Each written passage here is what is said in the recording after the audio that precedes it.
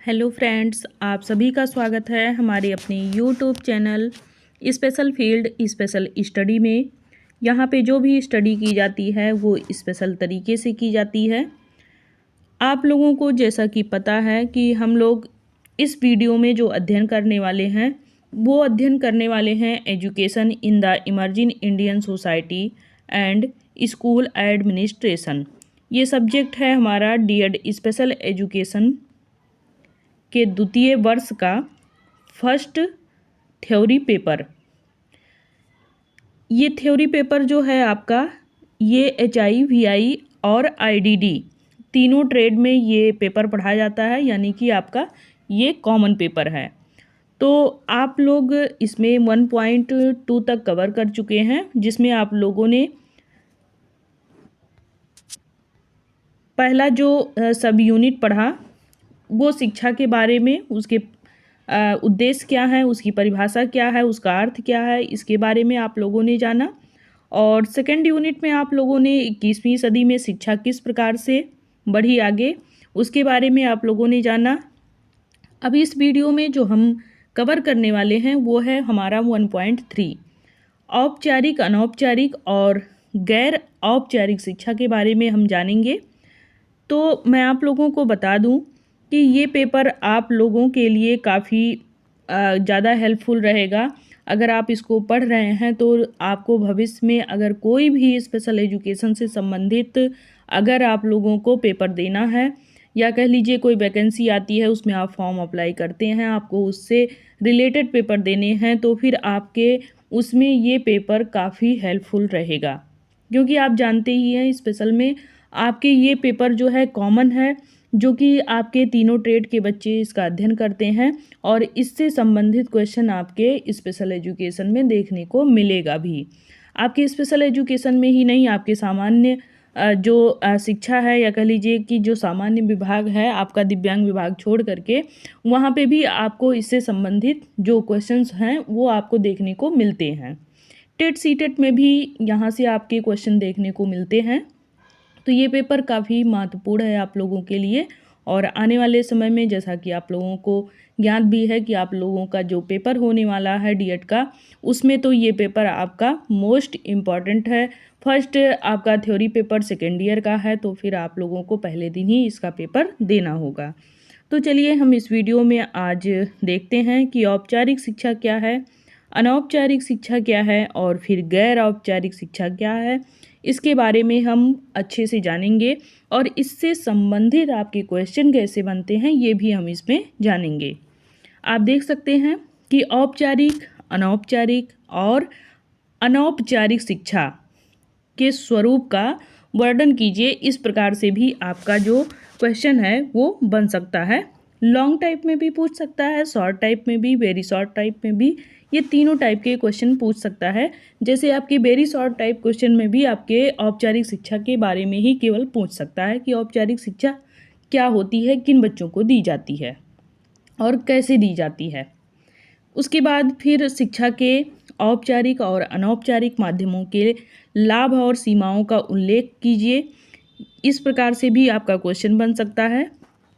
Next आपका question बन सकता है कि समाज में औपचारिक, अनौपचारिक और गैर औपचारिक शिक्षा के योगदानों की व्याख्या कीजिए। तो इस प्रकार से आपको इस क्वेश्चन का लॉन्ग टाइप जैसे जो क्वेश्चन आपको हल करने होते हैं, उसी तरीके से आपको व्याख्यान के रूप में ये पढ़ाया जाएगा, और काफ़ी डिटेल में ये सारी चीज़ें बताई जाएंगी, ताकि आप लोग चाहे वो शॉर्ट में आए, चाहे वेरी शॉर्ट में आए, या फिर आपके लॉन्ग में आए, आप तीनों तरीके से इस क्वेश्चन का आंसर लिख सकें। तो चलिए हम लोग देखते हैं इसके उत्तर के बारे में। शिक्षा जो होती है वो समाज की रीढ़ होती है, यानी कि एक आधारभूत शिला होती है, जो व्यक्ति को ज्ञान, कौशल और उसके जो मूल्य होते हैं उससे उसको एक समृद्धि प्रदान करती है, जागरूक बनाती है, और साथ ही समाज में एक कह लीजिए कि आइडेंटिफिकेशन नागरिक भी बनाता है। क्योंकि आइडेंटिफाई इसलिए करता है, उसकी पहचान वहाँ पे इसलिए बनाता है।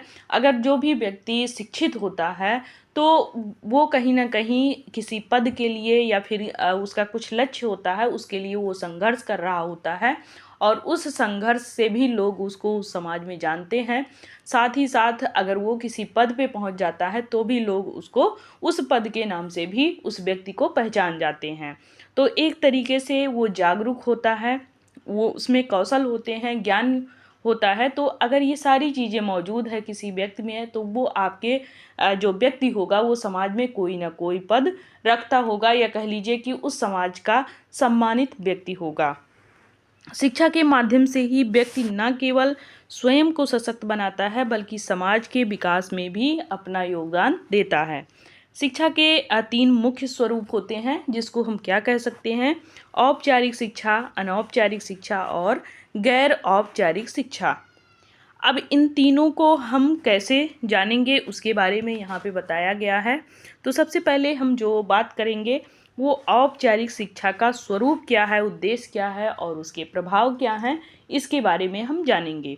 इसको आप गौर से पढ़िएगा क्योंकि ये आपका जो क्वेश्चन है काफ़ी आपके लिए कह लीजिए भविष्य में हेल्पफुल रहेगा, क्योंकि आप जानते हैं ये औपचारिक, अनौपचारिक और गैर औपचारिक शिक्षा जो है ये पीछा छोड़ने वाला नहीं है। आपको आने वाले समय में इसको बार बार पढ़ना पड़ेगा, तो बार बार ना पढ़ना पड़े, आप लोग एक बार यहाँ ज़रूर अच्छे से समझ लीजिए। तो औपचारिक शिक्षा वह एक संचरित प्रणाली होती है जो विद्यालय में, महाविद्यालय में और विश्वविद्यालयों जैसे संस्थानों के माध्यम से दी जाती है। यानी कि कह लीजिए कि एक सुव्यवस्थित ज्ञान यहाँ पे दिया जाता है।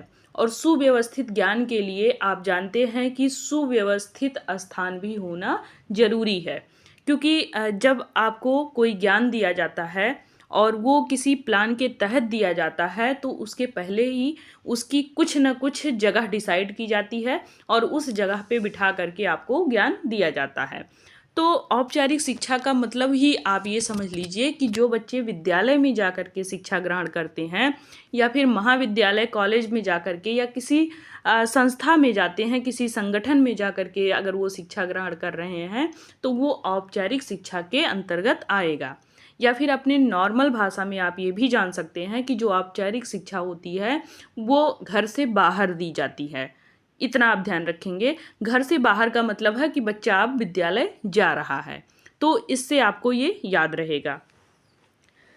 इसमें एक निश्चित पाठ्यक्रम रखा जाता है, पाठ्यक्रम प्रणाली होती है, इसमें योग्य शिक्षक होते हैं और मूल्यांकन की प्रक्रिया होती है।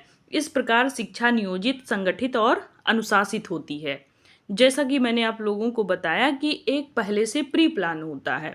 प्री प्लान में आपके सिलेबस जारी किया जाएगा और उस सिलेबस के अनुसार जो है बच्चों को पढ़ाया जाएगा। पहले से ही एक कह लीजिए कि योजनाबद्ध तरीके से उस सारी चीज़ों को वहाँ पे निष्पादित किया जाता है, या कह लीजिए कि आपको पढ़ाने के लिए वहाँ पे योग्य शिक्षक की भी ज़रूरत होती है। ऐसे नहीं है कि आप किसी को भी बुला लीजिए, वो ज्ञान दे दे तो वो औपचारिक शिक्षा के अंतर्गत आ जाएगा, नहीं। वहाँ पे आपके सिलेबस के अनुसार आपको शिक्षा दी जाएगी। आपको एक स्थान प्रोवाइड किया जाएगा जो कि आपके स्कूल, कॉलेज या फिर महाविद्यालय का होगा। वहाँ पे आपके प्रोफेसर, टीचर होंगे जो कि आपको शिक्षा देंगे और वो आपका समय समय पे मूल्यांकन भी करते रहेंगे। तो ये आपके औपचारिक शिक्षा के अंतर्गत आएगा। आई होप आप लोगों को ये चीज़ समझ में आ गया होगा। अब हम बात करेंगे स्वरूप की। तो औपचारिक शिक्षा का स्वरूप क्या होता है इसके बारे में पूछा गया है। तो औपचारिक जो शिक्षा होती है मुख्य रूप से प्राथमिक विद्यालय से लेकर के उच्च स्तर की जो शिक्षा होती है उसको कहा जाता है। इसमें विद्यार्थियों को विशिष्ट विषयों का ज्ञान दिया जाता है। मतलब इसमें जो बच्चे होते हैं वो किसी एक विषय का यहाँ पे अध्ययन नहीं करते हैं, उनमें काफ़ी विषयों का जो अध्ययन है वो कराया जाता है। क्योंकि आप जानते ही हैं, अगर आपने कक्षा 1 में जब भी एडमिशन लिया है तो वहाँ पे आपको हिंदी भी पढ़ाई जा रही थी, मैथ भी, इंग्लिश भी और आपको अन्य सब्जेक्ट भी उसमें पढ़ाए जा रहे थे। तो वहाँ पे कोई एक विषय नहीं होता है, उसमें बहुत सारे सब्जेक्ट होते हैं जो आपको पढ़ाया जाता है। और उनकी बौद्धिक, सामाजिक, नैतिक और व्यावसायिक क्षमताओं का भी वहाँ पे विकास किया जाता है।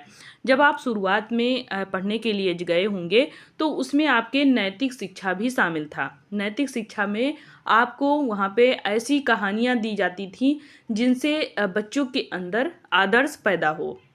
उसमें ऐसे-ऐसे कहानियों का वर्णन होता था जिससे बच्चे अपने नैतिक मूल्यों को जान सकें और बाद में उन्हें समाज में उस वैसे ही पेश भी आना है जैसे उस कहानी के थ्रू उन बच्चों को सिखाया जाता था। उनमें व्यावसायिक क्षमता भी विकसित किया जाता था।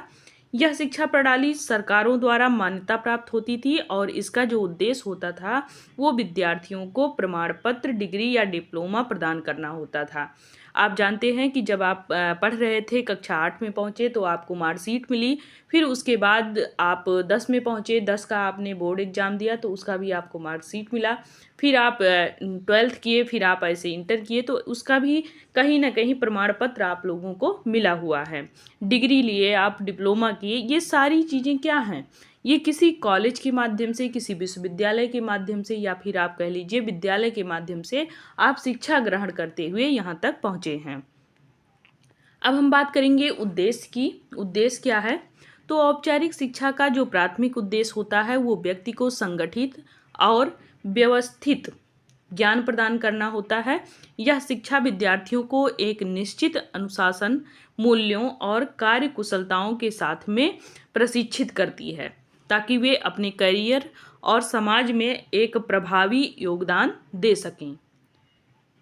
इसके माध्यम से जो वैज्ञानिक सोच है या फिर रचनात्मक सोच है या सामाजिक जो उत्तरदायित्व होता है, ये सारी चीज़ें उनमें विकास होता है। सामाजिक प्रभाव की बात करें तो औपचारिक शिक्षा में जो जागरूकता है इसका भी विकास किया जाता है और इसका बढ़ावा भी किया जाता है। यह लोकतांत्रिक मूल्यों, समानता, सामाजिक समरसता को प्रोत्साहित करता है। साथ ही औपचारिक शिक्षा में जो प्राप्त व्यक्ति होता है उसका आर्थिक स्वरूप भी कहीं ना कहीं उसको आत्मनिर्भर बनाता है और समाज में प्रगति में योगदान भी करता है। इससे सामाजिक गतिशीलता को भी बढ़ावा मिलता है और गरीबी उन्मूलन में सहायता मिलती है। जब व्यक्ति पढ़ लिख करके आत्मनिर्भर बन जाता है, 4 पैसे कमाने लगता है तो कहीं ना कहीं वो अपनी गरीबता से दूर हो जाता है। यह शिक्षा प्रणाली नागरिकों को देश के कानून, संविधान और मानवाधिकारों के प्रति में जागरूक बनाती है जिससे वे अपने कर्तव्य और अधिकारों को भलीभांति समझ सकें।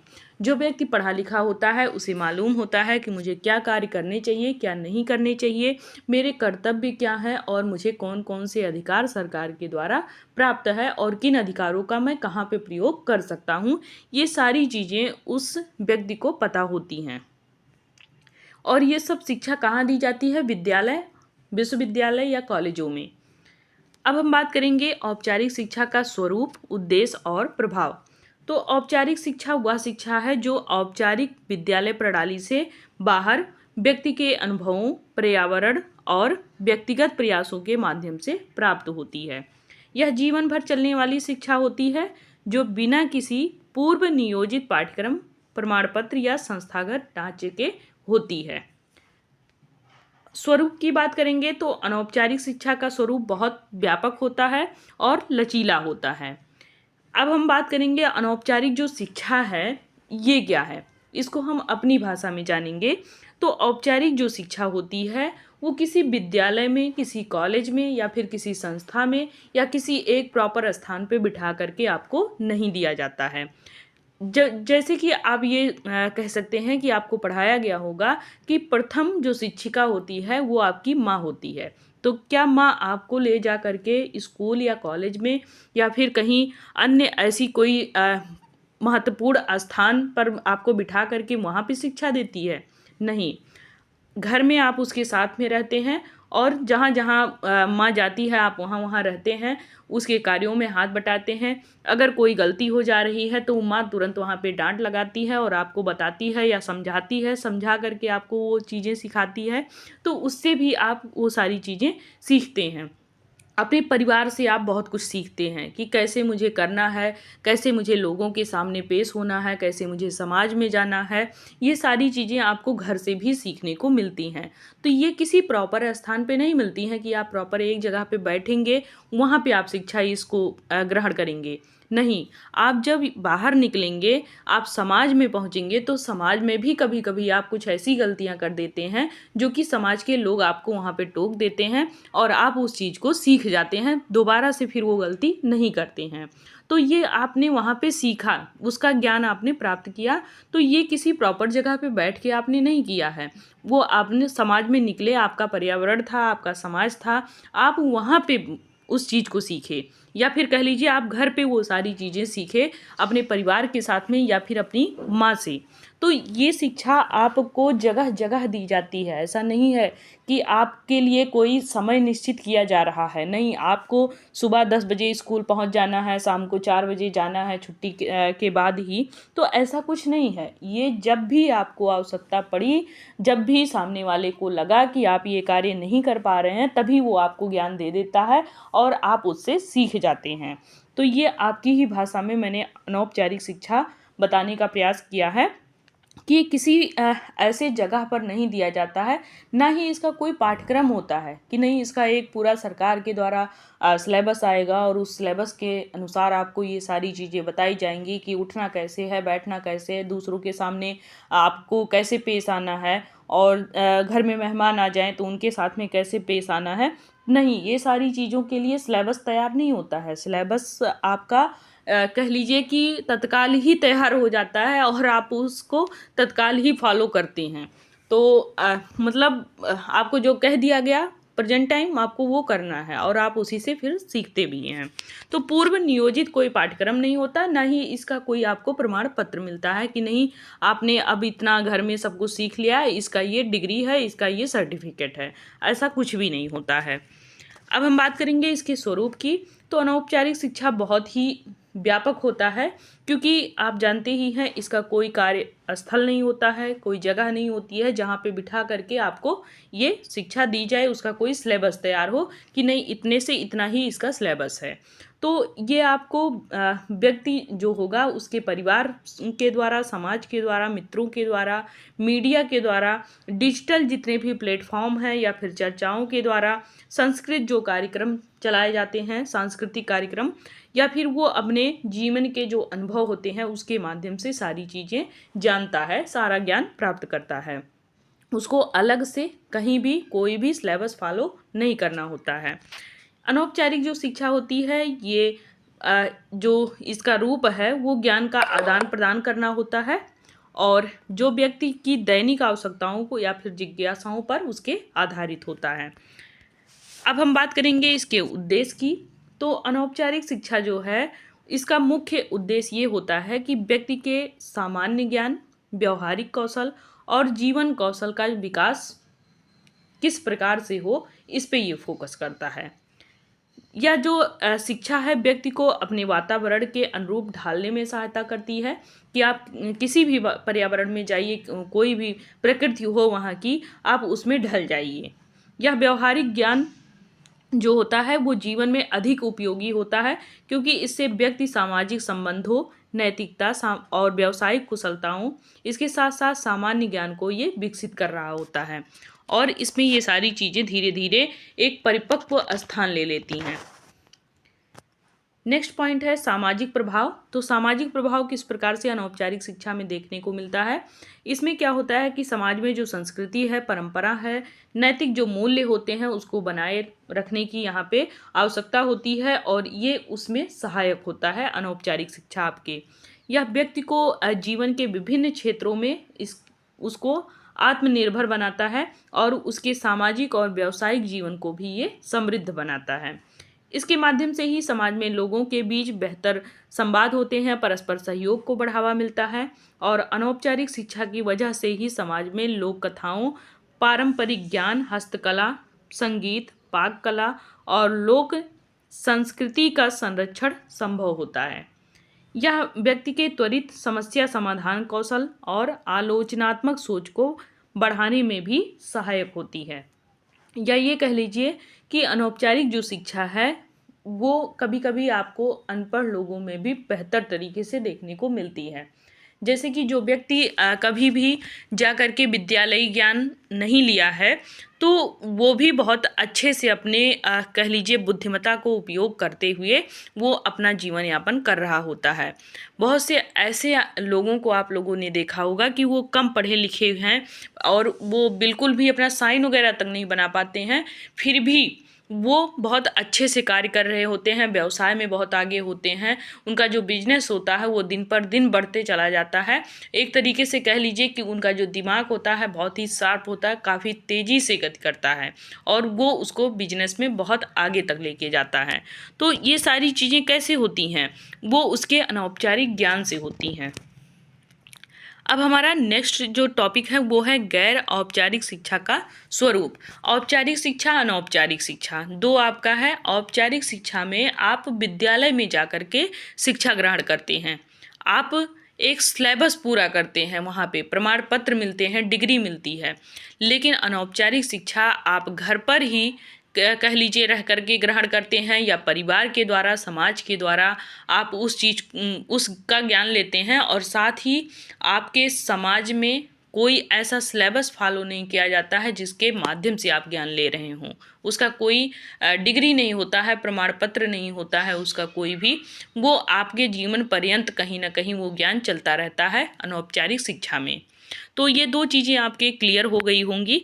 अब हम बात करेंगे इसमें गैर औपचारिक शिक्षा का स्वरूप क्या होता है, इसका उद्देश्य क्या होता है और इसके प्रभाव क्या होते हैं। तो गैर औपचारिक शिक्षा जो होती है वो औपचारिक और अनौपचारिक शिक्षा के बीच की एक कड़ी होती है। अब हम क्या जानेंगे, ये ट्विस्ट आ गया इसमें, तो क्योंकि ये औपचारिक और अनौपचारिक दोनों शिक्षा के बीच के संबंध को दर्शाता है। तो चलिए देखते हैं आगे ये क्या कहता है। ये नियोजित होता है कि इसमें जो विद्यालय है जैसी सख्त संरचनाएं नहीं होती हैं, कि उसमें जो अनुशासन फॉलो कर रहे थे आप, वो अनुशासन इसमें नहीं होता है। यह शिक्षा उन लोगों के लिए विशेष रूप से उपयोगी होती है जो अनौपचारिक शिक्षा प्रणाली में भाग नहीं ले सकते, या फिर जिन्हें विशिष्ट व्यवसायी और तकनीकी शिक्षा की आवश्यकता होती है। अब स्वरूप क्या है इसका? स्वरूप ये है कि गैर औपचारिक शिक्षा का स्वरूप बहुत ही लचीला और बहुआयामी होता है। यह बाल और वयस्क शिक्षा, कौशल विकास कार्यक्रम, व्यावसायिक प्रशिक्षण, साक्षरता मिशन, ऑनलाइन कोर्स, ट्यूशन, सामुदायिक शिक्षा और स्वयंसेवी संगठनों द्वारा संचालित शैक्षिक कार्यक्रमों के रूप में हो सकता है। जैसे हम कह लें कि इसका कोई सिलेबस तैयार नहीं किया जाता है कि ये किसी विद्यालय में, कॉलेज में, महाविद्यालय में जा कर के जो सरकार द्वारा संचालित है उसमें बैठकर आप शिक्षा ग्रहण करेंगे, नहीं। या फिर आप अपने परिवार के साथ में बैठ कर के समय ले करके वहाँ पे तब शिक्षा ग्रहण करेंगे, या समाज में जा कर के समय ले करके बैठ के तब शिक्षा ग्रहण करेंगे, नहीं, ये भी नहीं है। आप यहाँ पे एक तरीके से ये कहेंगे कि जब आप वयस्क हो जाएंगे तो फिर आप बहुत सारी योजनाएं चलती हैं, उन योजनाओं के माध्यम से, चाहे भले ही आप पढ़े लिखे ना हो, उन योजनाओं के माध्यम से आप शिक्षा ग्रहण करेंगे। कि जैसे कौशल विकास योजना हो गया, आप लोग इससे परिचित होंगे। तो कौशल विकास योजना में आप जा कर के वहाँ पे जो कुछ सीखते हैं वो आपके किसके अंतर्गत आएगा? गैर अनौपचारिक शिक्षा के अंतर्गत आएगा। वो किसी संगठन के माध्यम से दिया जा रहा हो, या स्वयंसेवी संगठन हो जो आपको ज्ञान देने का प्रयास कर रहा हो, तो वो भी इसमें शामिल होगा। ट्यूशन आप देते हैं, बच्चा पढ़ के आता है विद्यालय से, अपना कार्य नहीं कर पाता है और आप उसको ट्यूशन के माध्यम से पढ़ाते हैं और वहाँ पे उसके सारे कार्य पूरा किए जाते हैं। वो गैर अनौपचारिक शिक्षा है, जो बच्चे को आप ट्यूशन पढ़ाते हैं। इससे भी आप जान सकते हैं। देखिए, बच्चे को जब परिवार में रख करके आपने शिक्षा दी, तब वो आपका क्या था? अनौपचारिक शिक्षा। जब आपने बच्चे को विद्यालय में भेजा शिक्षा ग्रहण करने के लिए, तो वो क्या था? औपचारिक शिक्षा। उसके बाद जब आपने उसी बच्चे को ट्यूशन के लिए मास्टर लगाया, वो आप उस बच्चे को कैसी शिक्षा दे रहा है? गैर अनौपचारिक शिक्षा। अब आप इसी एक पॉइंट से इन तीनों को अच्छे से समझ सकते हैं। चलिए आगे हम बात करते हैं। मुझे लगता है अब आपको अच्छे से समझ में आ गया होगा। मैं एक बार और रिपीट कर देती हूँ। जैसे आपके घर में कोई बच्चा है, आप उस बच्चे को जब तक एडमिशन नहीं करा रहे हैं, जब तक उसको स्कूल नहीं भेज रहे हैं, तब तक घर पे ही उसको शिक्षा देते हैं, तो वो क्या कहलाता है? वो आपका अनौपचारिक शिक्षा कहलाता है। लेकिन जब उस बच्चे को आप विद्यालय भेज रहे हैं, 4 साल का हो गया बच्चा, 6 साल का हो गया बच्चा, उसको आप विद्यालय भेज रहे हैं, तब वो आपका किस शिक्षा के अंतर्गत आएगा? औपचारिक शिक्षा। और जब उसी बच्चे को आप विद्यालय भी भेज रहे हैं, घर पे भी वो रह रहा है, साथ ही उसका ट्यूशन लगा दे रहे हैं कि बच्चा स्कूल से आएगा, उसका ये जो होमवर्क है वो ट्यूशन वाले भी करवाएंगे, प्लस ट्यूशन वाले एक्स्ट्रा भी पढ़ाएंगे, तो वो गैर अनौपचारिक शिक्षा हो जाएगा। तो अब आप लोगों को समझ में आ गया होगा। बाकी हम फिर भी इस चीज़ को आगे देखेंगे। स्वरूप क्या है इसका, उद्देश्य क्या है इसका? तो गैर अनौपचारिक शिक्षा का उद्देश्य उन लोगों तक शिक्षा पहुंचाना है जो किसी कारणवश औपचारिक शिक्षा प्राप्त नहीं कर पाते हैं। यह शिक्षा प्रणाली साक्षरता को बढ़ावा देती है, कार्यकुशलता में सुधार लाती है और लोगों को उनके पेशेवर तथा व्यक्तिगत विकास के लिए तैयार करती है। इसका एक महत्वपूर्ण उद्देश्य समाज के वंचित वर्गों तक शिक्षा पहुंचाना भी होता है, जिससे वे आर्थिक और सामाजिक रूप से सशक्त बन सकें। नेक्स्ट है आपका सामाजिक प्रभाव। तो सामाजिक प्रभाव में आप देखेंगे कि गैर औपचारिक शिक्षा समाज में शिक्षा के प्रसार को बढ़ावा देना होता है। इसमें जो अशिक्षा है उसको कम करना होता है और यह महिला सशक्तिकरण, अल्पसंख्यक समुदाय की उन्नति और ग्रामीण जो क्षेत्र हैं वहाँ के जो विकास में सहायक लोग होते हैं वो जा कर के वहाँ पे जागरूकता फैलाते हैं।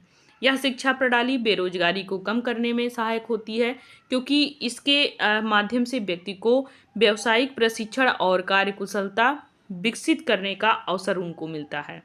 गैर औपचारिक शिक्षा लोगों को डिजिटल साक्षरता, कृषि तकनीकों और लघु उद्योगों और अन्य कौशलों में निपुण बनाने में ये सहायक होती है।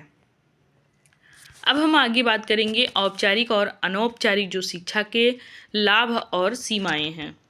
लाभ की बात हम करें तो मैं बता दूं आप लोगों को कि औपचारिक शिक्षा का सबसे बड़ा लाभ ये होता है कि यह व्यवस्थित होता है, प्रमाणित और गुणवत्तापूर्ण वाली शिक्षा होती है। यह व्यक्ति को कैरियर और जीवन में सफलता के लिए आवश्यक ज्ञान और कौशल इसमें प्रदान किया जाता है। दूसरी ओर अनौपचारिक शिक्षा लचीली होती है, व्यक्ति को जीवन के अनुभव से वो सीखता है। यह स्वाभाविक और अनौपचारिक शिक्षा से ज्ञान प्राप्त करने का एक तरीका होता है जो व्यक्ति के व्यक्तित्व और उसके जो सामाजिक कौशल होते हैं उसको ये मजबूत बनाता है। अब हम बात करेंगे इसकी सीमाओं के बारे में। तो अनौपचारिक शिक्षा की एक सीमा ये होती है कि ये महंगी और समयबद्ध होती है। आप जानते ही हैं विद्यालय में जाएंगे तो हम फिर फीस देंगे, महाविद्यालय में जाएंगे तो भी हम फीस देंगे, किसी डिग्री को अगर हम ले रहे हैं तो उसका भी हम फीस देंगे। और ये फीस आपकी अलग अलग होती है, हर डिग्री की फ़ीस अलग होती है। हर डिग्री में आप जानते ही हैं किसी का कम, किसी का ज़्यादा, किसी का बहुत ज़्यादा फ़ीस लगता है। तो ये समयबद्ध होता है, समय पे इसका कार्य किया जाता है और उसके बाद इसमें मोटा पैसा भी लगता है। यह केवल उन्हीं लोगों के लिए उपलब्ध होती है जो शैक्षणिक संस्थानों में प्रवेश करते हैं। अगर आप वहाँ जा रहे हैं शिक्षा ग्रहण करने के लिए, डिग्री लेने के लिए, तब आपका पैसा लगेगा, नहीं तो आपके जेब से कोई छीनेगा नहीं। वहीं अनौपचारिक शिक्षा का कोई प्रमाण पत्र नहीं होता है जिससे इसे औपचारिक शिक्षा से मान्यता ना मिली हो। इसी तरह गैर औपचारिक शिक्षा भी मुख्यधारा की शिक्षा प्रणाली से अलग होती है, जिससे इसे पारंपरिक डिग्री धारकों की तुलना में कम आंका जाता है इसको। अब हम बात करेंगे औपचारिक, अनौपचारिक और गैर औपचारिक शिक्षा के योगदान के बारे में। शिक्षा का सामाजिक और सांस्कृतिक योगदान होता है। आप जानते ही हैं अगर कोई व्यक्ति है और उसे केवल ज्ञान और कौशल विकसित करने का जो माध्यम माना जाए तो ये गलत होता है, बल्कि वो समाज में नैतिकता, सांस्कृतिक मूल्य और नागरिक चेतना को भी बढ़ावा देता है। औपचारिक शिक्षा का एक प्रमुख सामाजिक योगदान ये भी होता है कि लोगों को लोकतांत्रिक मूल्यों, अधिकारों और उनके जो कर्तव्य होते हैं उनके प्रति ये जागरूक बनाती है। विद्यालय हों या फिर विश्वविद्यालय हों, यहाँ सभी जो छात्र होते हैं वो अनेक संस्कृतियों से आते हैं, परंपराओं से आते हैं और ऐतिहासिक घटनाओं के बारे में भी उनको बहुत सारी जानकारियाँ होती हैं और अलग अलग जगह से आते हुए भी वे अलग अलग चीज़ों के बारे में वहाँ पे जानकारी हासिल करते हैं और सब में उनका एक अलग दृष्टिकोण होता है। अनौपचारिक शिक्षा का जो समाज होता है यह भी प्रभाव डालता है और व्यक्ति को पारिवारिक, सामाजिक और नैतिक मूल्यों से ये जोड़ता है। माता पिता हो, समुदाय हो और धार्मिक जो संस्थाएं हों या फिर मीडिया हो, अनौपचारिक शिक्षा के ये महत्वपूर्ण स्रोत होते हैं और जो कि व्यक्ति में नैतिकता लाती है, सामाजिक जो उत्तरदायित्व होते हैं उससे इसको जोड़ती है। अनौपचारिक शिक्षा के माध्यम से पीढ़ी दर पीढ़ी जो सांस्कृतिक धरोहर है हमारी या परंपराएं हैं, ये सभी चीज़ें हमारे जीवन में हमारे एक पीढ़ी से दूसरे पीढ़ी में ये स्थानांतरण होती रहती हैं, जिससे हमारी जो संस्कृति है उसकी पहचान बनी रहती है। बल्कि गैर औपचारिक शिक्षा में जो सांस्कृतिक प्रभाव है ये समाज के उन वर्गों को सशक्त बनाती है जो मुख्य धारा की शिक्षा प्रणाली से बाहर होते हैं। इस प्रकार की जो शिक्षा होती है वो विशेष रूप से महिलाओं या फिर ग्रामीण समुदाय या अल्पसंख्यक उनके लिए ये ज़्यादा उपयोगी होती है। इनमें विभिन्न प्रकार के विकास कौशल कार्यक्रम होते हैं, वयस्क साक्षरता अभियान होता है, तकनीकी प्रशिक्षण कार्यक्रम, ये सभी चीज़ें रखी जाती हैं जो कि इन व्यक्तियों को एक समावेशन की तरफ ले जाती है। शिक्षा और आर्थिक प्रगति। आधुनिक युग में अगर हम बात करें तो शिक्षा को आर्थिक विकास का सबसे महत्वपूर्ण कारक माना जाता है। औपचारिक शिक्षा प्रणाली विशेष रूप से इस बात पर भी केंद्रित होती है कि व्यक्ति को उच्च स्तर की व्यावसायिक और तकनीकी दक्षताओं से युक्त किया जाए, जिससे वह रोजगार प्राप्त कर सके और राष्ट्र की आर्थिक उन्नति में योगदान दे सके। ऐसे में विद्यालय जो हैं, विश्वविद्यालय, वहाँ पे तकनीकी संसाधन होते हैं जिससे युवा वर्ग जो हैं वो शिक्षित होते हैं, उनको अपनी आजीविका चलाने के भी अवसर मिलते रहते हैं और वो वहाँ पे वो उन सभी अवसरों को तलाशते भी रहते हैं।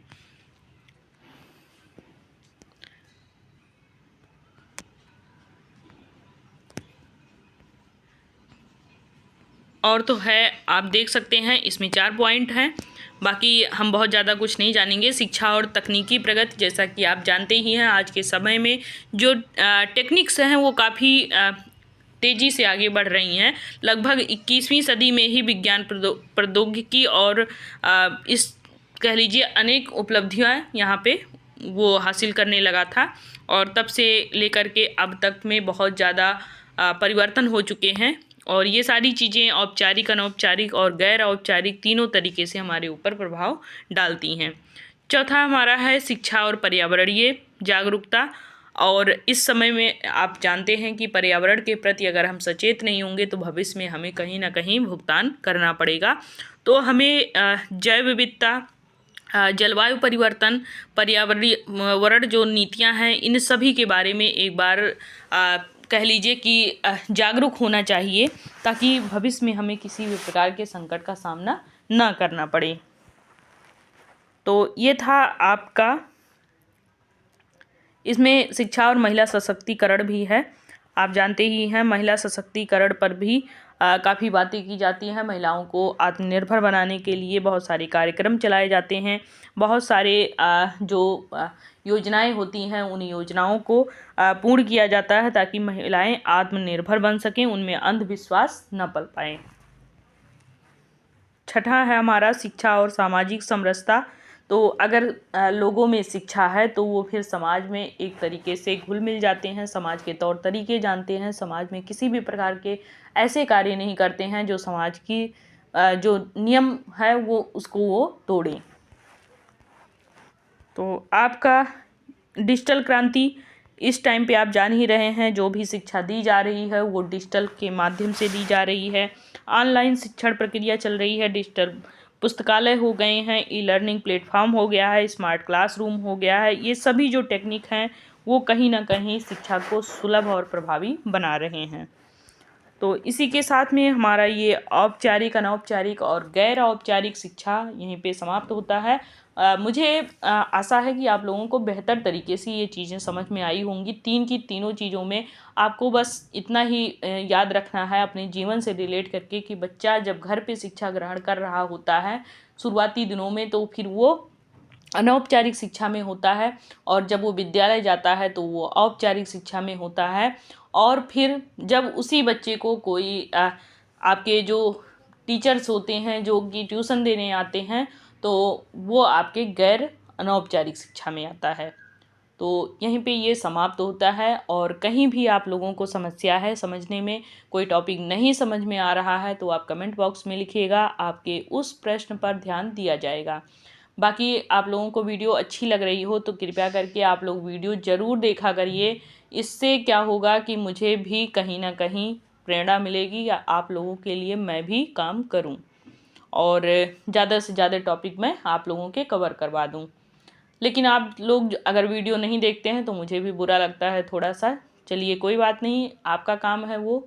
अगर आप अभी से नहीं जग रहे हैं तो फिर आप सो जाइए हमेशा के लिए, क्योंकि फिर आगे आप लोगों के पास समय नहीं है। 2-3 महीने हैं, अगर आपने इसमें अच्छे से पढ़ाई कर ली और अच्छे से आपके डीएड में नंबर आ रहे हैं, आपका डिग्री कंप्लीट हो रहा है, तो मेरे समझ से कि आने वाले समय में आपको वैकेंसी देखने को मिल सकती है, जिसमें ये सारे क्वेश्चन भी आपको मिलेंगे। क्योंकि अगर स्पेशल का पेपर हुआ तो उसमें कुछ ना कुछ प्रश्न आपको यहाँ से मिलने वाले हैं।